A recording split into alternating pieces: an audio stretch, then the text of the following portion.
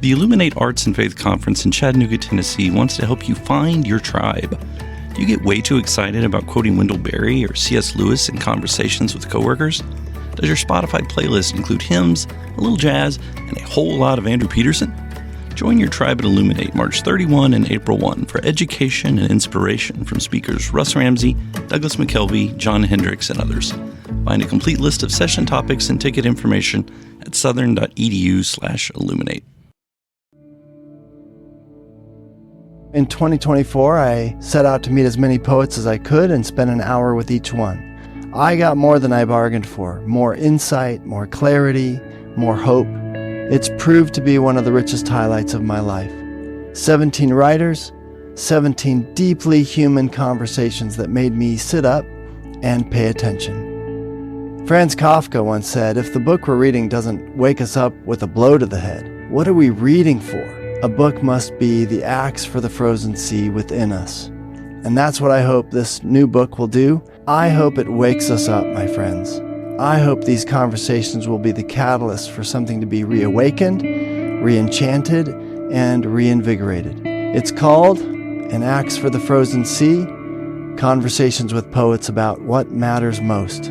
I'm Ben Palpin, and I hope you'll come and listen in as I spend a little time with poets like Lucy Shaw, Malcolm Guite, Dana Gioia, and Lee Young Lee. Pull up a chair at the table as we dig into what it means to write well and to live well. An Axe for the Frozen Sea is now available from Rabbit Room Press. Visit the store at rabbitroom.com, or better yet, ask about it at your favorite bookseller. You know, if we believe that every human is made in the image of God, if we believe that the glory of God fills the earth like the waters fill the sea, we have to believe that God is already present. Welcome to the Habit Podcast, conversations with writers about writing. I'm Jonathan Rogers, your host. Rachel Pieh Jones moved to Somalia with her family 18 years ago. They've lived in the Horn of Africa ever since, where almost all their neighbors have been Muslim. This experience has dismantled Rachel's unspoken fears and prejudices and deepened her appreciation for Islam. It has also given her a richer understanding of her own Christian faith. Rachel Pieh Jones tells the story of this transformation in her new memoir, Pillars: How Muslim Friends Led Me Closer to Jesus. Rachel Pieh Jones, I'm so glad you're able to join me on the Habit Podcast today. Thanks, Jonathan. It's great to be here with you. It is a miracle that we're able to do this at all, since you are in the Horn of Africa and I'm in Nashville, Tennessee. And here we are talking to one another. And there may be some delays and that sort of thing, but I'm just glad we're able to talk at all. So your new book is called Pillars, and help me with the subtitle of the book, Rachel, because I'm drawing a blank. How Muslim Friends Led Me Closer to Jesus. Okay. Well, can you just give us the quick summary of what this book is about? Sure. So this is the story of my personal faith transformation. As an American Christian, I've now lived in the Horn of Africa around Somali Muslims for over 18 years. And so Pillars captures what that experience has done to my faith, the impact it's had on my faith. Yeah. And the pillars refer to the 5 pillars of Islam, which, yes. That's sort of the organizational principle of the book. Yeah, so the 5 pillars of Islam are the 5 foundational things that Muslims believe and practice. There's many other things that are part of Islam, but these are the 5 major ones that when people think about Islam, this is what comes to mind. So the Shahada is the first one, that's the creed. And that is really the only one that involves faith. What do you believe about God? And so there's a sentence that Muslims will say, there's no God but God, and Muhammad is his prophet. And so then the next pillar is called Salat, prayer. And this is the one that is 5 times a day prayer that Muslims engage in. There's a call to prayer. They have motions that they do. They have prayers that they recite, always in Arabic. The third one is called Zakat, which is charity or giving. The fourth one is Ramadan. So this is a month of fasting, which is actually coming up now in the middle of April, where from sunrise until sunset, Muslims will not eat or drink anything for 30 days, for a month. And then the fifth one is called Hajj, which is pilgrimage. And this is when Muslims will go to Mecca and engage in a series of established rituals altogether. And so the book is formed around those five pillars in the ways that creed, prayer, giving, fasting, and pilgrimage have the ways that I've kind of used Islam and learned from Islam to incorporate and strengthen my own Christian faith. Mm-hmm. You said something interesting just then, is that first pillar is the only one that requires a specific faith commitment. Everything else is a practice that is equally relevant to Christianity. Is as relevant to Christianity as it is to Islam. Yeah, the way that they look and the way they're practiced are different, very different. But yeah, the Shahada is really that foundational belief is what makes a person a Muslim. And Shahada is the creed, you're saying? The creed, yep, the creed. Yeah.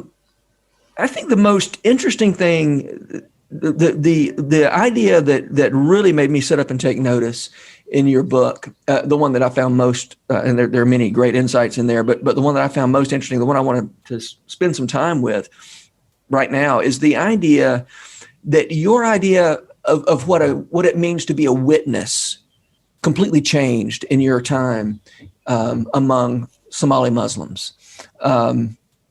We think of when Jesus says, "Go and be a witness," that we typically as Christian people think in terms of I have somehow witnessed. I am serving as a witness to something, to this faith that I'm now going to tell other people about who haven't witnessed it themselves, which is certainly not irrelevant to the idea of being a witness. But your understanding of that deepened. Can you tell me about that a little bit? Mm-hmm. Yeah, definitely. Initially, I came here with that one idea of being a witness, basically proclamational. I've had an experience with God through Jesus, and my responsibility is to tell people about that and that sense of being a witness. So a go and tell sort of thing. And that is absolutely valid. It's part of our faith. It's important. Jesus sent out the disciples to do that in the New Testament. And in Acts, we have the disciples, being filled with the Spirit and going out to be witnesses. But also there's this other, I don't know if it's deeper, but just another idea of being a witness, which is to see something. So when we witness something, we are seeing it.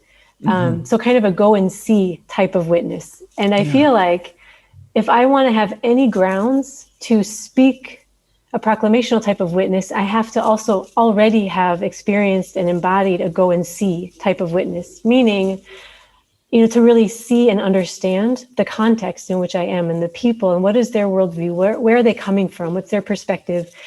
So that part of witnessing, of just really seeing the people around me, but also like another aspect of that type of witness would be that God is already here.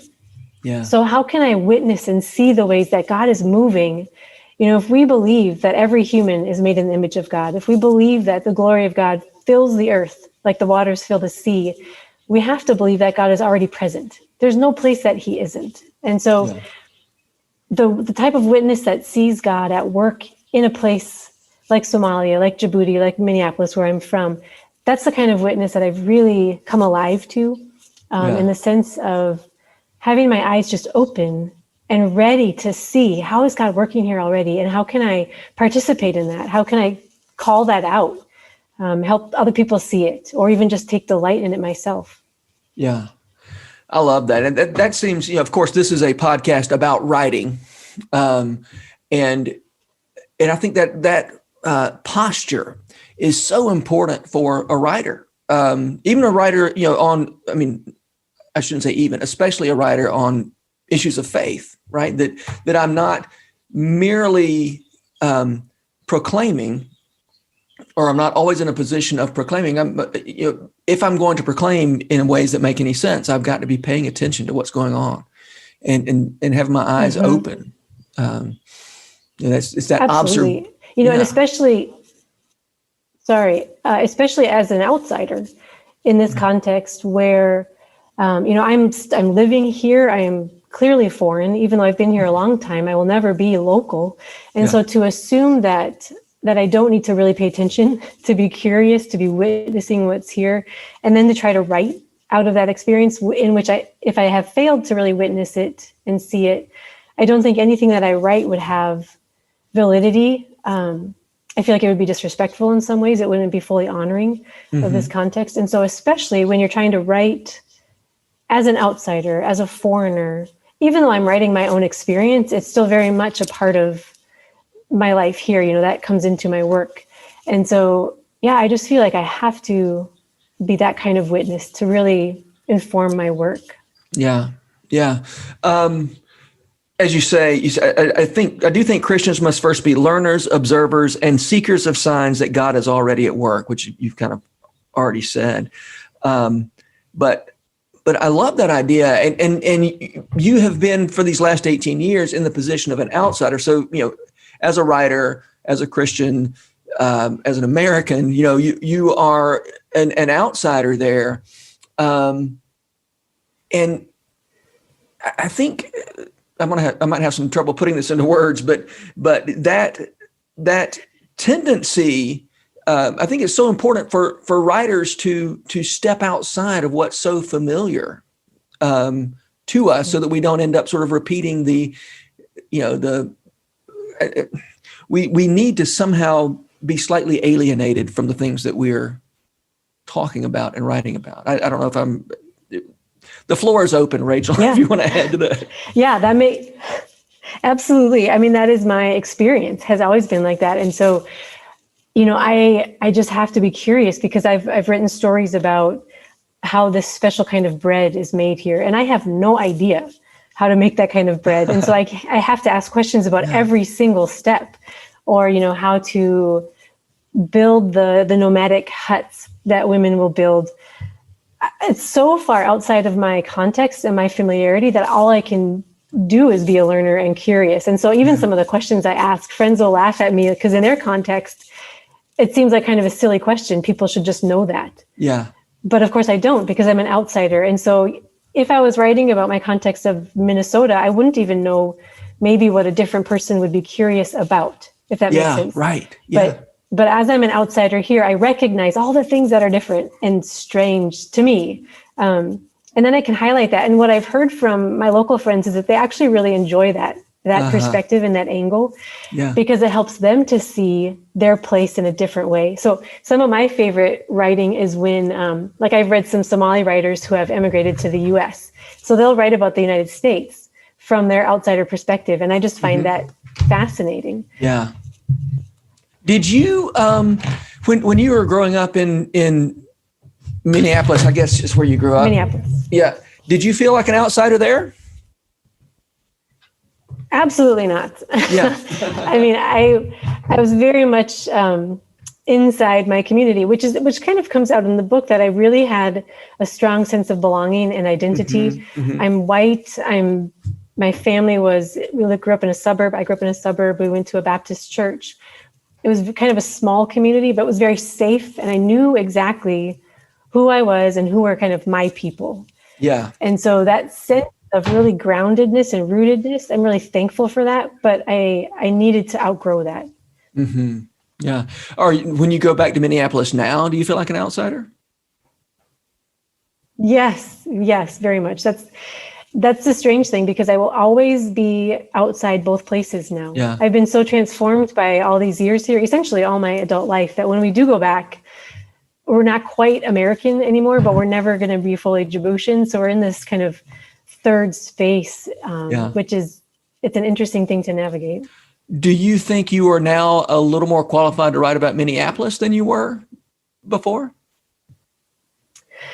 Boy, I don't know. That's a good question. Maybe, but I feel like I have not paid sufficient attention. I mean, I've definitely paid attention recently to things that are happening, in the city. There's a lot of Somalis there, so I pay attention to the Somali community there. Yeah. With George Floyd's murder and all the protests that happened after that, I've paid attention, but that would be really challenging. Yeah. It's a good question. Yeah. Are you familiar? I don't know if you're familiar with the journalist and novelist Tom Wolfe.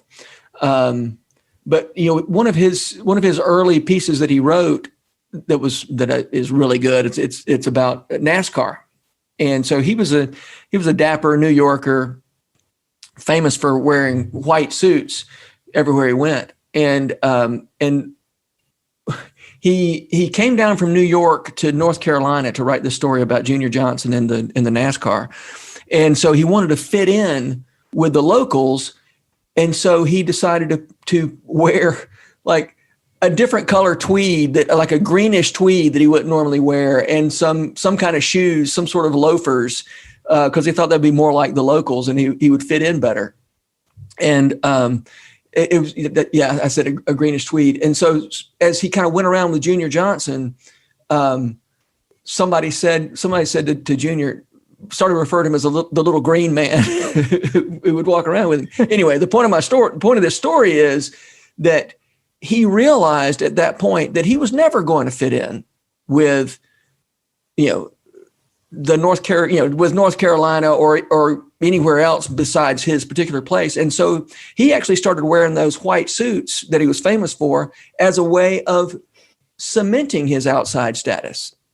So in other words, he felt better about asking, what's a camshaft or what's a flywheel when he was writing about about NASCAR. And he found that his ignorance and outsiderness really put him in a great position as a writer. And once he decided he wasn't going to try to fit in with the locals, I thought that was really interesting. And I thought about that often when I was reading your stuff.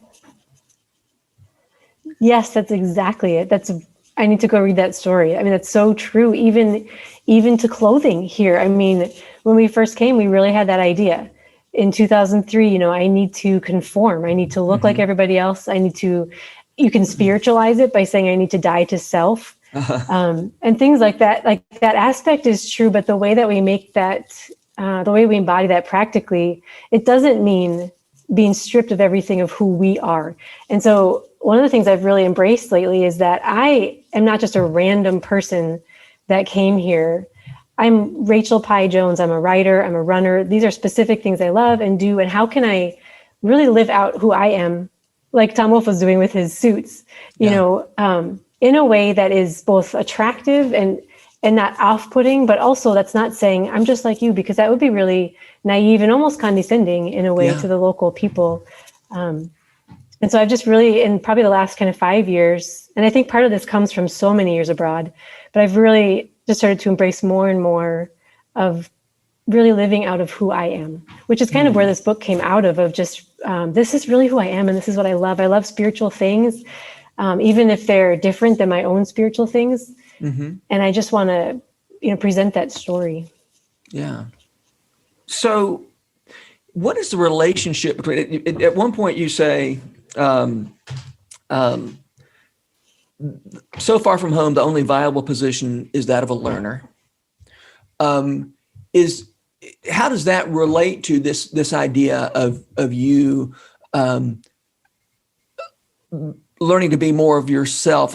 If I'm phrasing that right, how do those two things relate to one another, and how do they shape you as a writer? I think it comes down to asking a lot of questions, but not needing to fully embrace what I'm hearing as the answers or what I'm learning, not needing to fully conform, but really being able to appreciate where the other person is coming from. So, being a learner to understand, okay, this is what you understand about God. This is what you understand about, the role of women or different things. Yeah. And I can really then appreciate that and understand it even and respect it, and even regurgitate it in some way. But then I don't have to necessarily embrace that myself, because that's not who I am. That's not necessarily what I think about what fasting should look like or could look like. And so there's just a way of being able to hold both things that I think is really important. We need to be able to hold these differences to say, okay, you're different than me and I'm different than you, and that's okay. And we can still have really fruitful conversation. I don't feel threatened by our differences. Yeah. That's really That's really good. I mean, the more of yourself you bring to it, the more open you can be to that difference, and the more ready you are to bridge gaps. Yes. I love it. Here's a passage I want to talk about. I think this is maybe from the conclusion of your book. You say, rather than admiring the distance between Muslims and myself or building a barrier of contrast, I felt compelled to step toward God, and in doing so, step toward my Muslim neighbors. Tell me about that phrase, admiring the distance between Muslims and myself. That's a quote from Thomas Merton. And I think that even today in the United States, from my understanding, as I live over here, it seems like people are really creating even more and more difference. And they're looking at the difference and saying, do you see how we don't agree? Do you see how wrong you are because you don't agree with me? And it kind of is a way of bolstering one's own self in this sense of rightness that I have. And so see how different we are. You are not like me because of these things. And we can point out all these differences and almost celebrate that in some way that's condemning of the other person and very judgmental. And that's not the way that I want to live here. I don't think that I could even have enjoyed living here for all these years if that's what I was insistent on doing.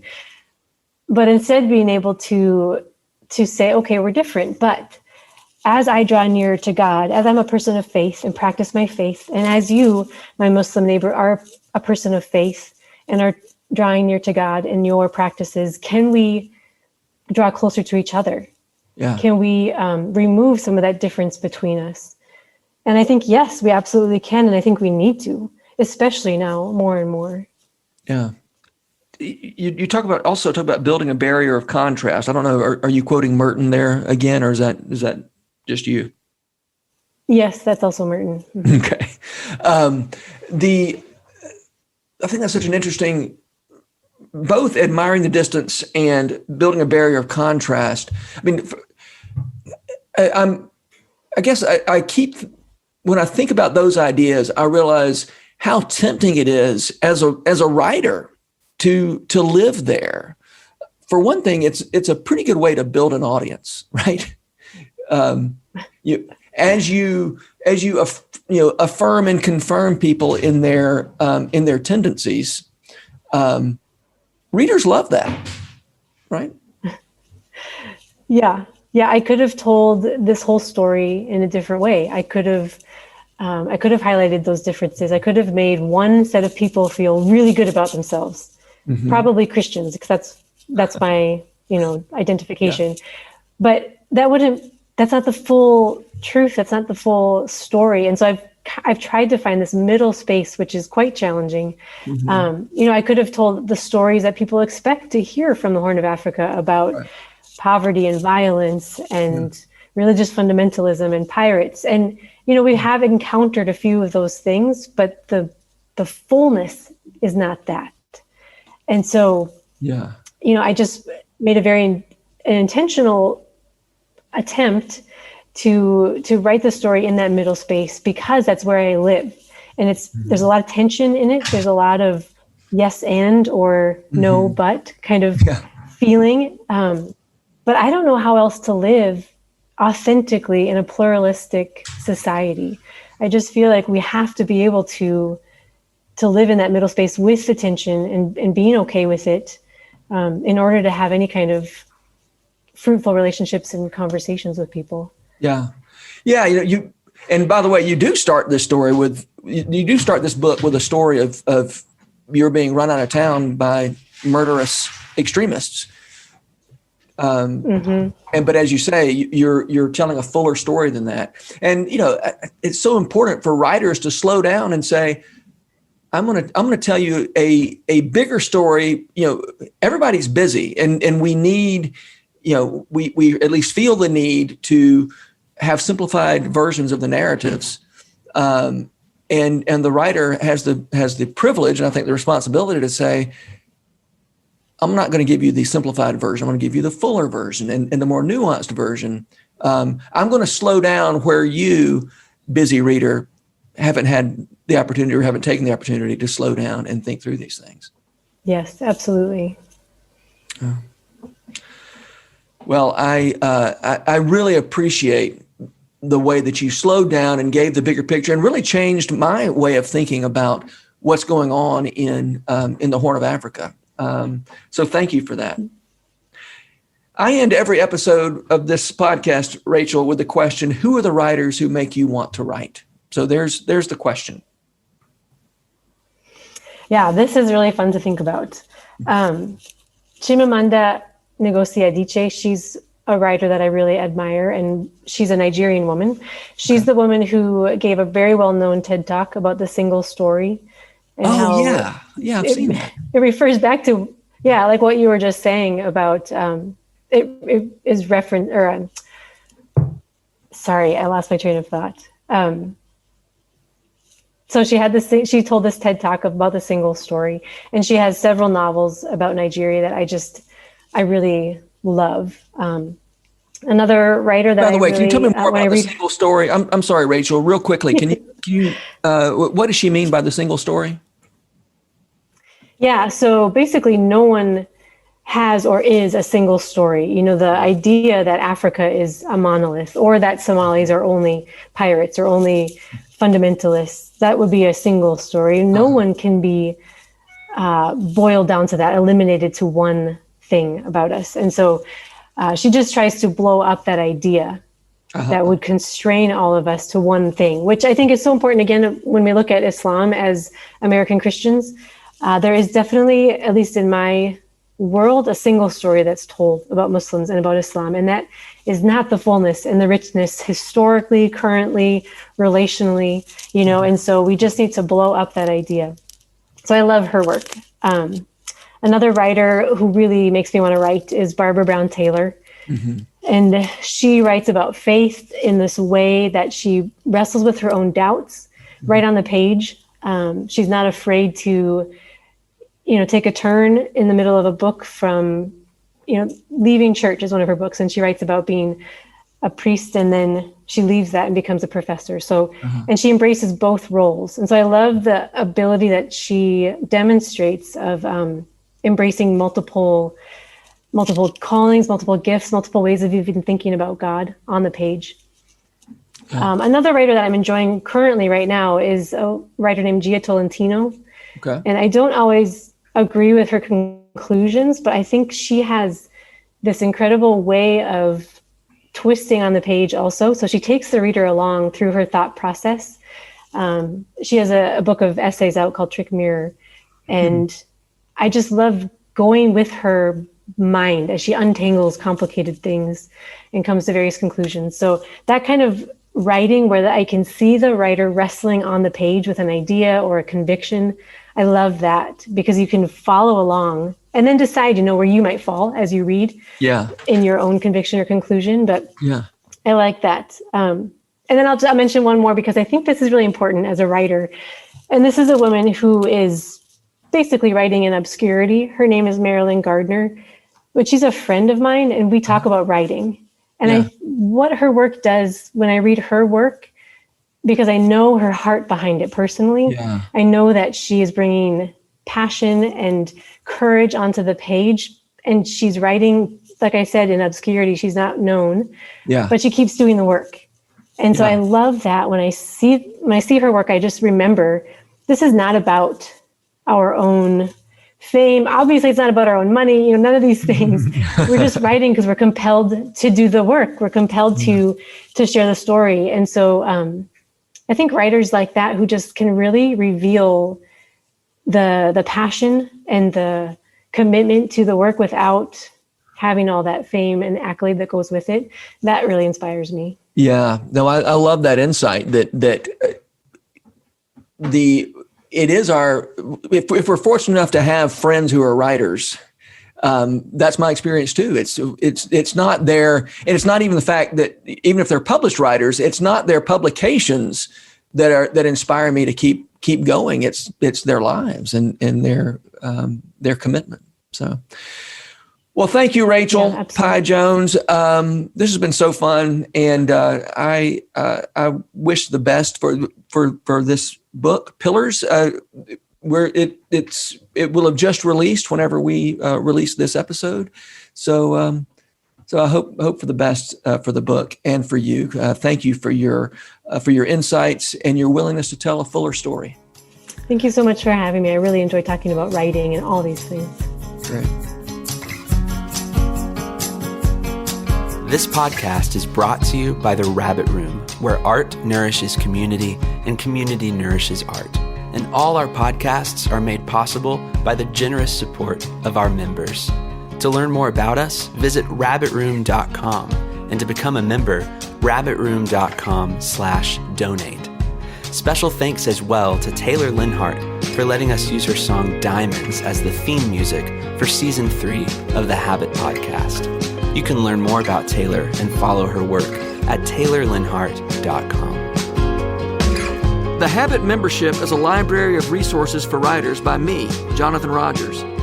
More importantly, The Habit is a hub of community where like-minded writers gather to discuss their work and give each other a little more courage. Find out more at thehabit.co.